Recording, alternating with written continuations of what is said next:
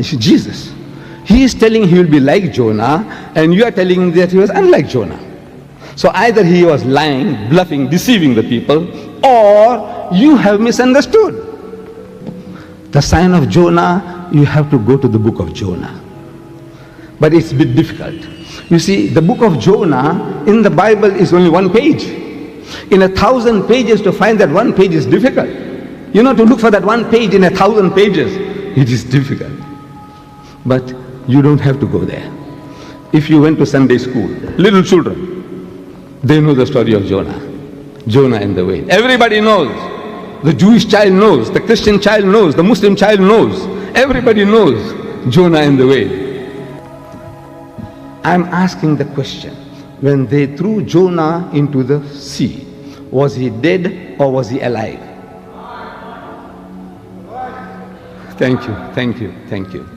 See, I know sometimes if you said he was not alive and make you to change, it would have been difficult. So I would have said, look, before you answered it, I have said, look, I want to make things easy for you to get the right answer. Because once you get the wrong answer, I have to move heaven and earth to make you to change the position. You know, to convince you that you were wrong. So I would have made things easy for you to get the right answer by telling you that, look, Jonah volunteered. He volunteered. He says, throw me. And a man who volunteers, you don't have to strangle him before throwing. You don't have to break his arm or limb before throwing. No, the man volunteers, he says, throw me. Why you want to kill him? Why you want to break his jaw? Nothing. So then I would have asked you, was he dead or was he alive? And unanimous, 100% you would have shouted, alive. Because look, the man volunteered. One who volunteers, you don't have to maltreat him. Do you? He said, no. So he was alive. Right answer. Right answer. Any child could have answered that. The fish comes and gobbles him. Dead or alive?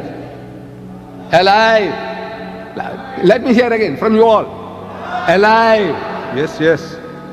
From the fish's belly, he prays to God for help. Do dead people pray? Do dead people plead with God? Do they? No. So what was he? Dead or alive? Alive. He's alive. He's alive, alive. On the third day, the fish vomits him on the seashore. Dead or alive? Alive. And it is the mightiest miracle in the whole Bible. This is the mightiest miracle of all in the Bible. This is a miracle 3 times over. If he died by the fish, it's not a miracle. It's not a miracle. If he didn't die, it's a miracle. Heat and suffocation in the whale's belly. 3 days and 3 nights, he ought to die. He ought to die. If he died, it's not a miracle. But he's alive. Third day vomiters. He goes into the sea alive. He comes out alive. Nowhere does he say he died in between and he was resurrected. Nowhere, nowhere. That he died and was resurrected. He's alive, alive, alive, alive. And what did Jesus say?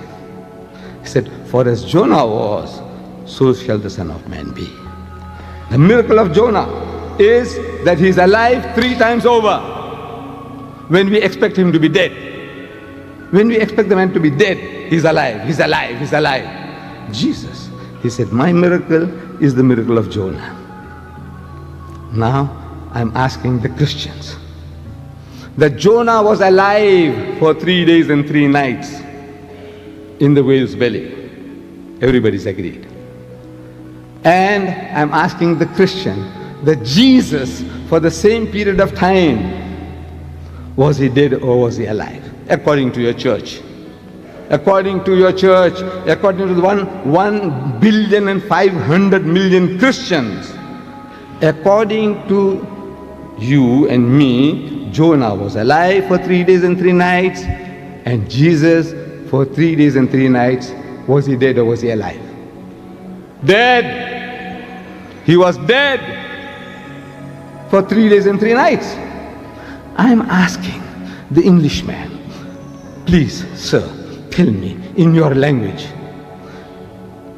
Jonah is alive, Jesus is dead. Is that like Jonah or unlike Jonah in your language? Thank you. Thank you, my brother. No, thank you. No, thank you, my brother. It's unlike Jonah. So, if he's unlike Jonah, then either he was bluffing the people.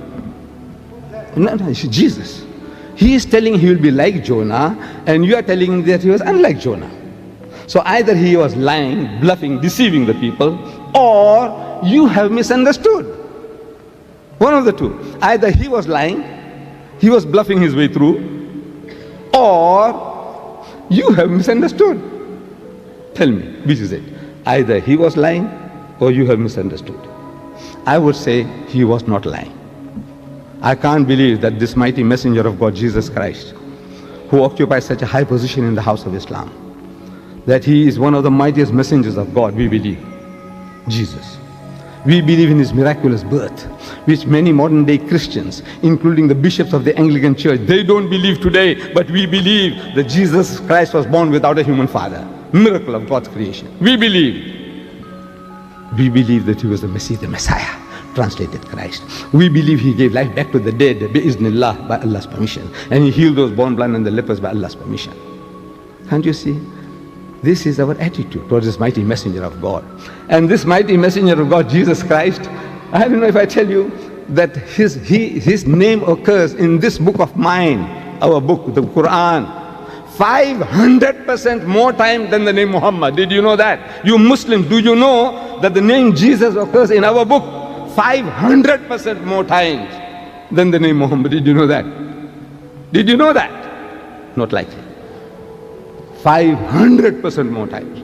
The Jesus, son of Mary, Ibn Maryam, Isa ibn Maryam, 500% more times than the name Muhammad. Muhammad is supposed to have written this book. It is alleged that he wrote the book. Amazing. This author himself, he keeps himself out of the book. And he promotes Jesus. Amazing, amazing, amazing book.